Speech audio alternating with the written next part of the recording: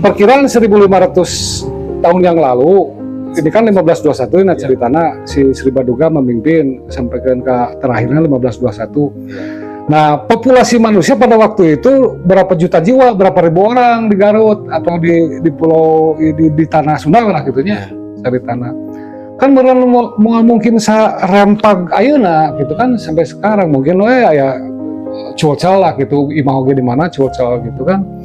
Nah, akhirnya bisa aja pas matinya itu tidak diketahui sama orang-orang, terus dia tulang belulangnya dimakan binatang atau apa, atau tergerus pelapukan, kena pelapukan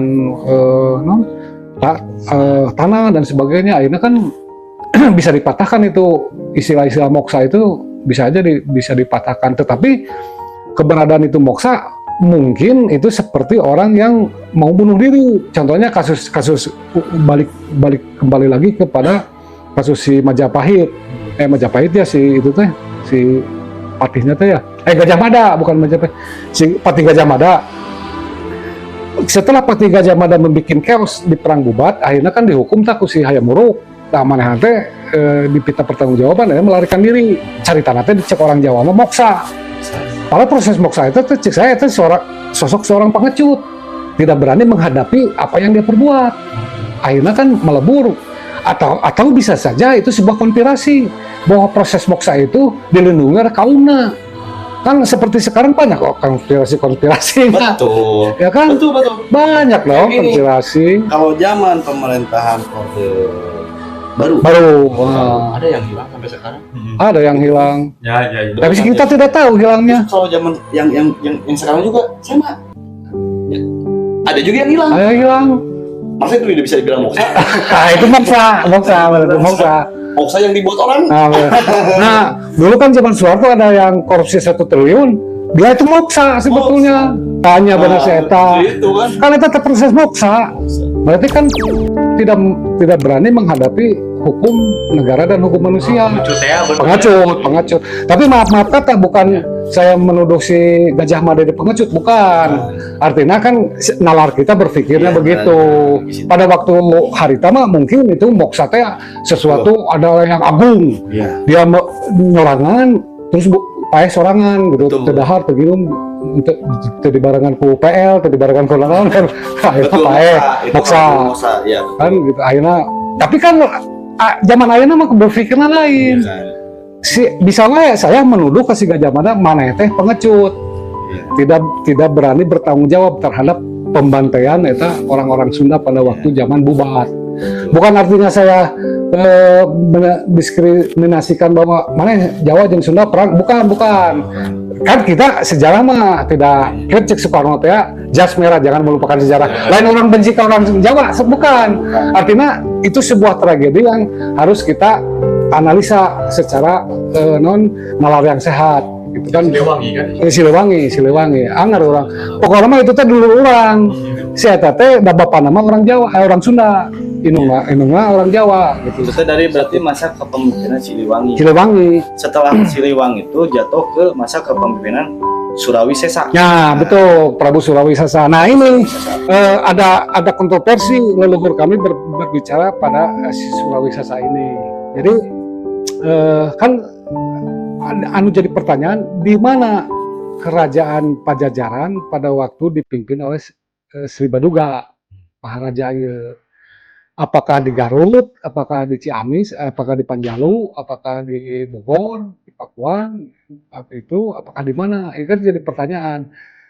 Anu logikana kan kieu, nabat di Godog aya patilasan Siliwangi itu teh ya? Makam Godog teh ya?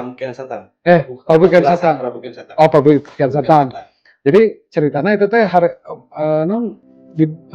Kian Santang untuk mengislamkan bapaknya itu kan. Nah, di Godog itu kan kita kan pertanyaan besar, mungkin orang-orang yang berkompeten itu harus mengkaji ulang. Nah, maaf kata kepada orang-orang yang orang-orang Godog, terutama sesepuh para Godog, kan kita mah dituntut generasi yang nalar yang sehat, banyak harus benar lah, ya teh sejarah harus benar. Mana keabsahan di situ? Kian Santang gitu kan harus artinya orang arkeolog arkeolog Nah, yang gitu. bisa we aya 2 jelema eta teh di daerah didinya jadi petani cenah petani urang kehasilan anak ieu geus urang nyen sebuah aya we urang bikin sebuah anu viral nyen makam sing panjang ieu urang cirian we di Kian Santang bisa we gitu kan anu pertama menemukan kan harus diangkat itu kan orang teh berkewajiban ke anak cucu kita untuk mendidik sesuatu informasi yang benar gitu. Karena teh kan dituntut orang teh. Mana atau seperti gini. Saya merhatikan ke channelnya YouTube Fatiahu orang dinas mengatakan bahwa siksa kandang keresian itu teh di dunia hanya satu. Saya percaya. Iya. Hanya disiksa kandang keresian yang melahirkan itu dasar perbakti norma-norma hukum gitu kan di negara lain mungkin ada di Mesir atau di mana kan tapi kan bukan norma-norma hukum atau mah raja yang ngomong gitu. Ya memang yang bagus mah kolaborasi antara si raja jeung masyarakat jadi Siliwangi eta nu tidak ada di dunia di itu mah si Mesir mah si Firaun we nu ngarajana si Ramses we jeung si eta gitu kan turun temurun eta mah kalau ini enggak kan kolaborasi. Nah kembali lagi ke pertanyaan Akang tadi bahwa setelahnya Prabu Siliwangi itu ke Prabu Surawisesa konon katanya Prabu Surawisesa itu sosok seorang yang playboy makanya si masa kehidupannya itu sekitar 14 tahun masa kepemerintahan dia karena kan pada waktu harita si orang Sunda pada umumnya sudah mengenal masalah siksa kandang keresian jadi sedikit saya ulas bahwa siksa kandang keresian itu kalau diterjemahkan bahasa sekarang adalah proses pengkarantinaan para resi gitu. Di karantina. Jadi dia di karantina di suatu tempat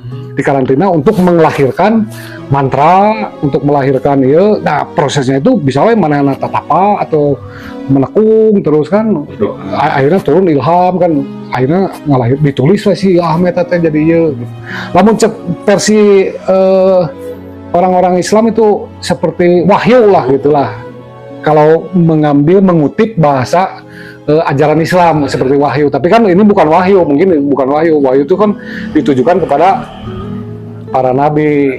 Nah, ada juga wahyu tapi dia protes budak lain mah bisa konotasi kata wahyu itu bisi kadang orang Islam mendengar jenon kita si wahyu di tangannya tangan bisa setelah kepemimpinan Surawisesa jatuh ke Ratu Intan Dewata. Nah Intan Dewata itu lebih singkat lagi masa kepemimpinannya itu hanya kurang lebih kalau nggak salah 8 tahun. Nah 8 tahun ya, betul 8 tahun nah jadi ada cerita unik lagi tentang Intan Dewata. Yang lebih uniknya ini misalkan gini, Prabu Siliwangi matinya dintah berantah, tidak ketemukan makamnya dan sebagainya. Ada sebagian mengatakan di Pamengpeuk. Iya. Nah kerajaan pada waktu itu Pajajaran Pamengpeuk kita kan tidak tahu. Iya. Dan sejarawan pun yang saya cari itu yang saya lihat di media sosial apa di TV apa di mana tidak tahu persis Pajajaran di mana bungkeulekanana tidak tahu anu secara hukum sahna gitu. Secara hukum sahnya Pak ya. Tapi kalau dilihat dari sejarah itu baik berbicara tentang kan itu apa siksa kandang keresian tempatnya tuh lokasinya tuh di Nusa. Nusa artinya kalau Nusa itu yang bisa dikelilingi oleh lautan. Betul Nusa. Mungkin kalau dari sejarah yang episode pertama kalau nggak salah itu ada si Maestro Dispardur yang bicara tentang kandang wesi. Distrik kandang wesi. Justru kita berasumsi gitu ya, berasumsi bahwa terjadinya si para resi itu di karantina mungkin ada kemungkinan di situ. Nah bisa jadi. Karena kan di situ. Nah kalau menurut saya sepakat dengan Kang Adi karena kan gini dalam salah satu tulisan manuskrip yang diterjemahkan oleh ahli filologi yang orang di Spardun ngomong orang-orang Unpad yang ahli filologi itu para ahli bahasa jadi ahli bahasa tulisan di situ tertulis bahwa Kandang Kersian itu ditulis di Nusakerta. Kan bahasa Nusakerta itu persis gambaran sih Kang Adi. Ada lagi tulisan Nusalamba, Bumi Lamba. Kalau Bumi Lamba itu tanah hamparan yang hijau, penuh dengan pepohonan yang rindang, buah-buahannya yang subur lah. Gunung-gunungan lah, gunung. Itu disebut Bumi Lamba gitu, banyak subur lah. Artinya kan nggak mungkin ada lautan. Nggak mungkin. Kalau Nusakerta itu artinya Nusa. Nusanya itu hamparan. Pulau hamparan. Nah, Nusa itu sampingnya itu dikelilingi oleh lautan. Nah, kalau kita ngerucut di Garut yang ada lautan di daerah selatan. Terus kalau kita kembali lagi ke sejarah yang bicara, itu kan ada Kandang-Osi. Bumbulang. Nah, mungkin gitu kan. Kalau misalkan pihak yang berkompeten dan berwenang untuk menggali ke sana, mungkin ada di sana gitu kan. Karena kan gini, para leluhur di sana masih kental tentang mistisnya gitu kan. Di Kandang-Osi itu masih kental mistisnya. Contoh gini, jam segini misalkan jam 6 anak kecil udah jangan keluar rumah, itu masih kental, ditakut-takutin seperti apa gitu kan. Itu kan budaya gitu kan. Itu jatuhnya ke budaya itu sebetulnya di Garut Kota pun dulu dipakai. Cuman kalau sekarang udah ya jangankan dengan jam 6-nya mah nggak keluar. Cuman keluar jam 6 malam mah nggak keluar. Cuman pulangnya jam 6 pagi. Berangkatnya jam 4 sore. Iya benar. Nah, jawabannya gitu. Nah, cuman gini Pak, yang mungkin saya juga pengen tahu sih Pak ya. Ada apa dari Intan Dewata lari ke kepemimpinan siapa ya setelah Intan Dewata? Raga Mulya. Itu jaraknya jauh Pak. Jauh, betul. Kosong. Pemerintahan itu. Kosong. Nah, dari kekosongan itu, menurut cerita rakyat, diisi sama apa itu? Nah, itu gini, ada sebagian mengatakan bahwa kita bukan cocokologi, kita sambungkan. Kenapa itu namanya Dewi Intan Dewata? Jadi ada bahasa Intan dan Dewata kan. Jadi Intana Dewa gitu ya. Jadi si teh lahir teh di ibaratnya titisan dewa gitu, merupakan Intan. Terus tadi saya mengutip bahwa tujuan si Kandang Kersian ini untuk meramal usia 100, 200 sampai 500 tahun ke depan itu Pajajaran bagaimana. Nah, salah satu ramalannya itu bahwa dalam bentuk mantra-mantra, Nusakerta itu menggambarkan bahwa nanti akan tiba waktunya seorang pemimpin dari bangsa golongan wanita, ya dia itu mampu menunjukkan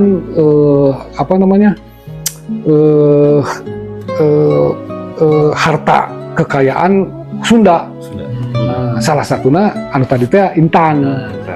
Nah, pada waktu itu kan si berlian atau Intan itu kan tidak dikenal. Kalau emas perak itu mungkin dikenal, tapi bebatuan Intan ini kan mungkin pada waktu itu saya nggak tahu nih, harus dikonfirmasi sama orang-orang sejarawan pada tahun 1500-an mengenal nggak Intan gitu di Tatar Sunda. Kalau emas, perak, logam itu mengenal gitu.